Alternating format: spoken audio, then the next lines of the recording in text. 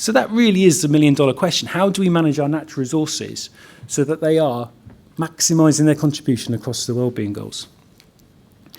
And in relation to the wellbeing assessment, so I appreciate that the State of Natural Resources report, which is going to come out in sort of September time, might be not quite in time for some of the wellbeing assessments. We hope that it will be. We hope that we'll be able to share some of that with you in advance of its publication. But I think that we don't have to wait for the data. We can start to have that dialogue already. The Welsh Government, through the Environment Act, have put in place this policy framework. So the State of Natural Resources report will inform a national policy which will then set out priorities for the management of the natural resources, which we will then, and Natural Resources Wales, will then interpret at the area level in terms of how that then guides our own priorities, how we work with public service boards and other organisations to achieve those priorities and opportunities in the national policy. And when you look at what that national policy might contain, the Welsh Government did a bit of work at the back end of last year to produce an illustrative natural resources position statement, which contains some key challenges and priorities for managing our natural resources. So if you start to overlay some of these, you start to have a conversation about some of these alongside what are other well-being challenges, what are other health challenges, our social care challenges, what are our employment challenges, and think and put that sort of natural resources lens across it and think about how some of those challenges can be tackled together. I think that leads to a very different conversation.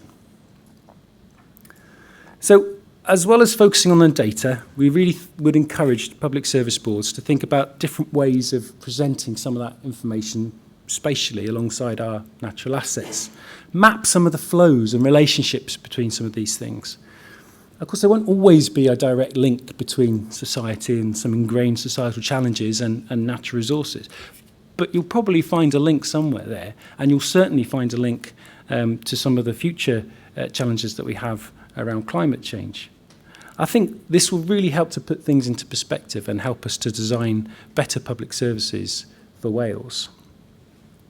So in conclusion, I think the Environment Act is really focusing our attention on the resilience of the ecosystem and the ability to provide our basic needs such as water, food, raw materials, health, enjoyment, all the rest of it.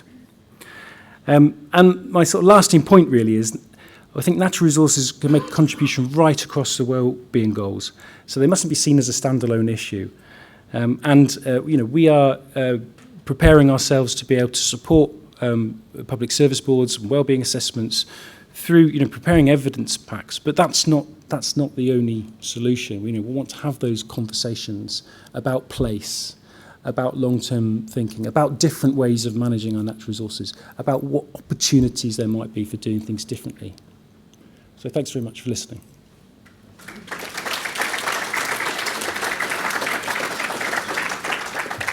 We've got time for maybe just a couple of questions. Has anybody got a couple?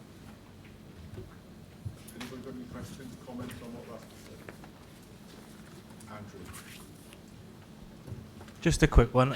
Can you confirm what the geography is of the area statements? We're currently doing a bit of an engagement exercise on that.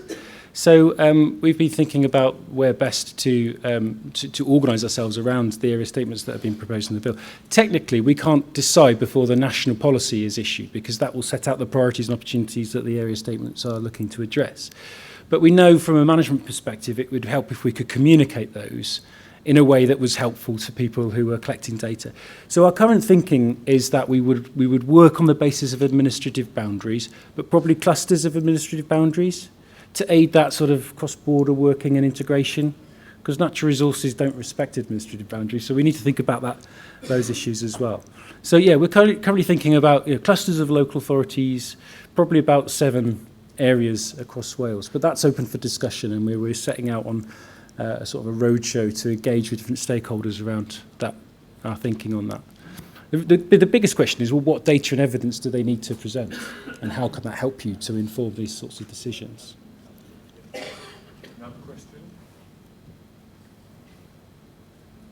Okay, I know it's getting late in the day, but thank you. Thank you.